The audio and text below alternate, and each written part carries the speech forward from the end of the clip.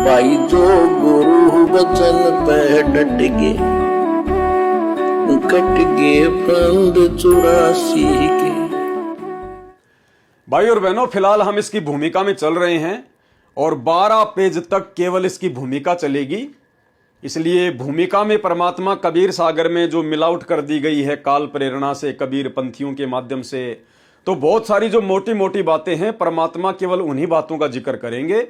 उसके बाद फिर धर्मदास जी के प्रकरण से आगे कबीर सागर का सरलार्थ शुरू होगा। कबीर सागर का सरलार्थ स्पष्टीकरण, पेज नंबर 1। निवेदन: पवित्र कबीर सागर जो वर्तमान में हमें प्राप्त है उसको कबीर पंथी भारत पथिक स्वामी युगलानंद बिहारी द्वारा परिष्कृत यानी संशोधित किया गया है। कबीर सागर के अध्याय अनुराग सागर की प्रस्तावना में तथा ज्ञान प्रकाश के पेज नंबर 37 के नीचे संशोधनकर्ता की टिप्पणी में लिखा है कि अनुराग सागर की मेरे पास 46 हस्तलिखित प्रतियां रखी हैं जिनमें आपस में बहुत भिन्नता है, कोई भी एक दूसरे से मेल नहीं खाती है। सबसे निष्कर्ष निकालकर मैंने ये ग्रंथ कबीर सागर छपवा रखा है। सन 1/4/1914 वैसाख बदी 8 विक्रमी संवत 1971 में यह कबीर सागर छपा है। अध्याय ज्ञान प्रकाश के पेज नंबर 37 के नीचे की टिप्पणी में लिखा है कि प्रत्येक प्रति के लेखक साहिबान ने अपनी महिमा मंडन के लिए ग्रंथों में अपनी बुद्धि के अनुसार परिवर्तन किया है, जिस कारण से कबीर पंथ के ग्रंथों की दुर्दशा हुई है। मैंने स्वामी युगलानंद जी ने बहुत परिश्रम करके यह कबीर सागर संशोधित किया है। जो वर्तमान में छपी है वह श्री उगर नाम साहिब के पास जो प्रति थी उसी को छपवाया है, यानी सन 1/4/1914 को छपा है।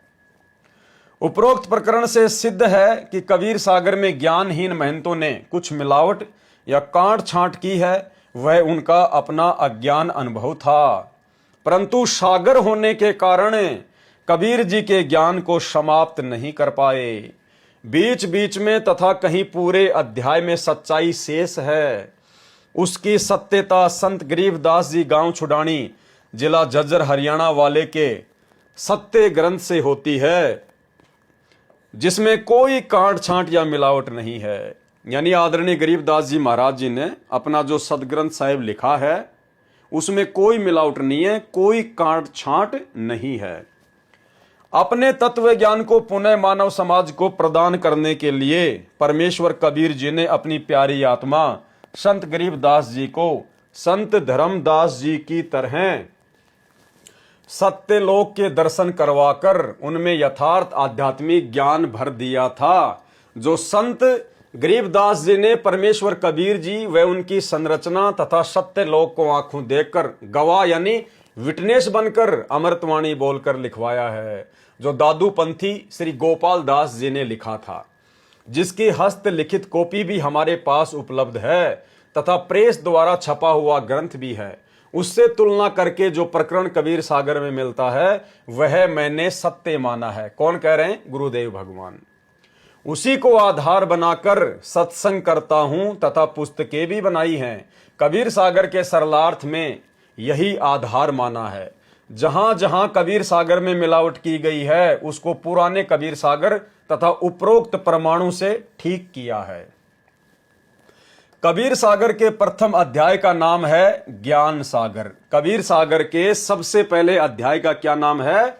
ज्ञान सागर। वास्तव में कबीर पंथियों ने एक ही अध्याय के कई अध्याय बनाकर भिन्न भिन्न नाम रखकर अपनी अपनी बुद्धि से अड़ंगा कर रखा है।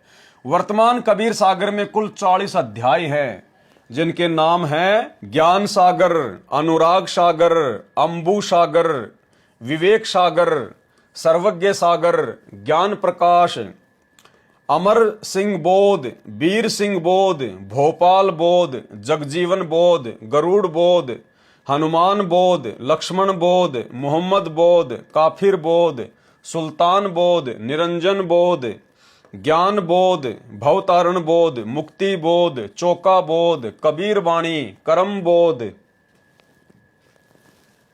अमर मूल, उग्र गीता, ज्ञान स्थिति बोध, संतोष बोध, काया पांजी, पंच मुद्रा, आत्मबोध, जैन धर्म बोध, शवसम वेद बोध, धर्म बोध, कमाल बोध, श्वास गुंजार, अगम निगम बोध, सुमरन बोध, कबीर चरित्र बोध, गुरु महात्म्य और जीव धर्म बोध। सरलार्थ करता संत रामपाल दास, सतलोक आश्रम बरवाला, जिला हिसार, प्रांत हरियाणा। जो गुरु बचन पे डट के कट गए फंद 84 के, कट गए फंद 84 के, कट गए फंद 84 के।